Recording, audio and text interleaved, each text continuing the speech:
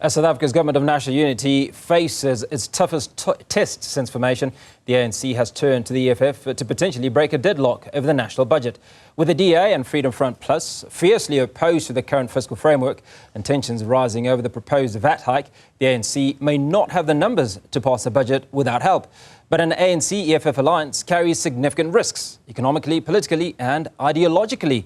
Today we unpack the stakes, the strategy and the possible realignment of South African politics with Professor Sethulego Matebesi as the ANC finds itself negotiating with a party it once expelled and vilified. Is this pragmatism, desperation or the beginning of a political reset? Conversation we're about to have now. Prof, good to speak to you. Now, what does this moment say about the state of the GNU? Is it functional or is this a sign it's coming apart to the seams? Hi, good afternoon, Hugo, and good afternoon to the viewers. Yet again, for me, it is indicative of democracy at work. I think there will be moments where it seems as if the government of national unity will be collapsing, and we should not be surprised. So this is one of them, but I think this is a bread and butter issue, and that's why many South Africans and international investors are concerned, because if you can't pass a budget that is indicative perhaps of a government that is not functioning optimally, and it may have huge consequences for those who want to invest in the country. But in short, for me, it is something that I've expected from time to time. It will happen within the government of national unity. But it is very important for the key players to navigate and come up with terms as to how will they in future resolve all these public spends to limit the damage or the potential damage that some of these public spends can have for South Africa and the rest of the continent even. Why do you think the ANC is willing to engage the EFF at this stage, given its past opposition to forming coalitions with the Red Berets? Well, yeah, it's a question of numbers here. I think it might have been very easy for the African National Congress if it had around about 48% of the votes, electoral support, after the outcome of the elections of 2024. So it's very difficult. The ANC finds itself in a very, very precarious, actually a crossroads. So you need a democratic alliance, which also knows that the ANC needs them.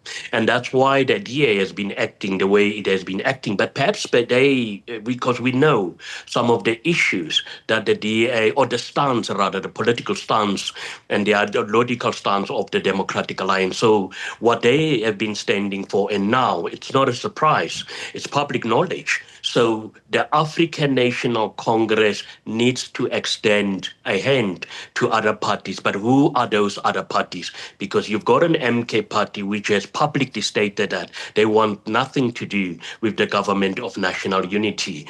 And you've got an EFF. Can the ANC depend on the EFF? And we also know the stance of the EFF. So it's going to be very difficult. And that's why many South Africans believe and actually hope that the Democratic Alliance and the ANC will find one another to be able to resolve this political impasse. Well, what is pretty clear in this game of politics, if you will, is that there is nothing for nothing. And I'll say this because if we look at the conversation that the ANC and the DA had, the DA said they would sign off on that, on the budget if the issue of land expropriation was reversed, right? So what is it that the ANC is likely to put on the table in this conversation with EFF? Or do you expect EFF not to ask for anything in return? No, I completely agree with you. In fact, that is a huge problem that we are facing. That's the elephant in the room for South Africa, where behind the scenes, you've got politicians who will portray a picture, not even behind the scenes in public, they will portray a certain picture. But behind the scenes, when they engage in these negotiations, whether it's at local level, it is all about, but what is in there for my political party? And I strongly believe that no party would want to join join this. And any party that will be invited at this stage, I strongly believe that they will use some of their ideological, some of their issues that they want to advance as a bargaining fodder. And that's where the ANC will find it perhaps at another back foot. And the EFF will definitely not compromise the issue of land expropriation, and an issue that the Democratic, on the other hand, would want to see the back of it. And I can't see that the ANC will be able to give in to some of these key fundamental issues, which it has already got a backlash to say that they should have implemented this particular policy a long time ago. And yet now they are under tremendous pressure to forsake that just to try and have a compromise or compensate for whatever the Democratic Alliance wishes. I don't think that is going to happen. It's a very difficult moment for South Africa, and we have already seen some of the direct negative implications of this impasse on the economy of South Africa. So how does the ANC manage this tightrope? Because it is what they're on. Assuming that the ANC and EFF do not agree, can they go back to the DA? If so, are they at the mercy of the DA? No, it's not even a question of being at the mercy of the DA. I believe, and this is what happened, remember we should also look at the history or the genesis of this GNU.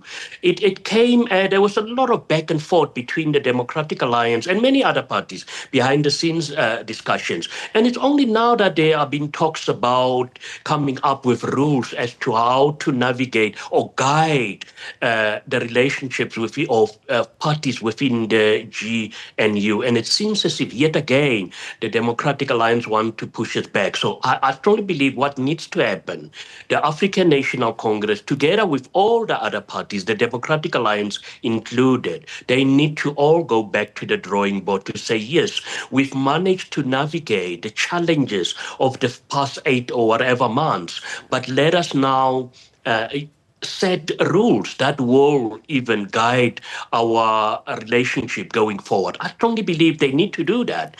But the starting point, yes, should be from the terms of references that they've initially agreed upon. That is the starting point. And after all, if that fails, it's only then that perhaps the African National Congress can start to negotiate with other political parties. But I strongly believe that behind the scenes, that will, in any case, be an ongoing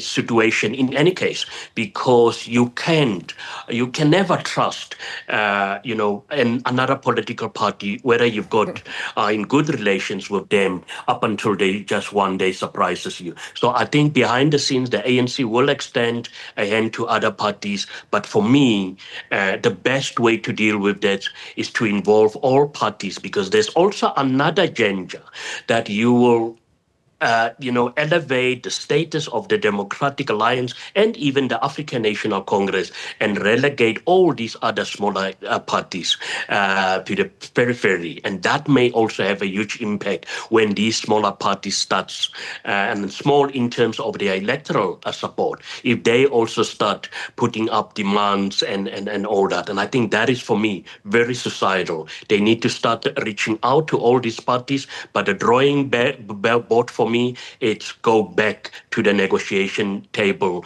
where all the parties are involved.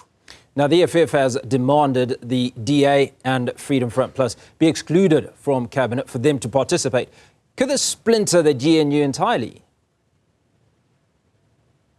Well, it's going to be very difficult, because does the EFF on its own has those numbers in it? If that is the case, what other demands will the EFF bring on the table? And that, for me, will be perhaps something that the African National Congress will have to be able to weigh up. Are you going to forsake both these other parties for the EFF? And how long can you depend on the EFF? And we've seen on numerous occasions what happened at local government in our municipalities, where the EFF may just one day say, well, we had enough of this GNU or whatever you may call it, or cozy relationship that we have with the African National Congress and other parties and work away. And the question then will be, what will the African nation and how are they going to respond at that particular time? But I think behind the scenes, if they can sort out all their differences, and also if you look at the public space between the Secretary General of the African National Congress, attacks on parties such as the EFF, I don't know whether they will be able to reach any agreement very soon. Finally, Prof, your thoughts around, we know that investor confidence played a huge role in the ANC choosing the DA over the EFF post-election. Would a pivot now trigger economic backlash? Yeah, no, most definitely. We've already seen some of the consequences where, I mean, if you look at the markets and all that, it has taken a huge dent over the past couple of days because, I mean, who will want to invest in a country where we can't even pass a budget? And I know some of us have been stating, well, that was also just a moment in time, but it definitely does not boost the confidence in our markets and potential investors, but it will have huge implications. But that's question also is, will political parties be dictated by, some of these implications on the economy, on the markets? And that is another question, because for me, it seems as if their immediate focus is on what can we get out of this particular situation, and not how can we, for once, advance the interest of South Africans and become that one party that will be known for standing up for South Africans and not only party members or party ideology. Professor Sethulego Matebesi, political analyst, always good to speak to you. Appreciate your analysis on that issue as the ANC is courting the EFF looking to get passing in Parliament of the national budget.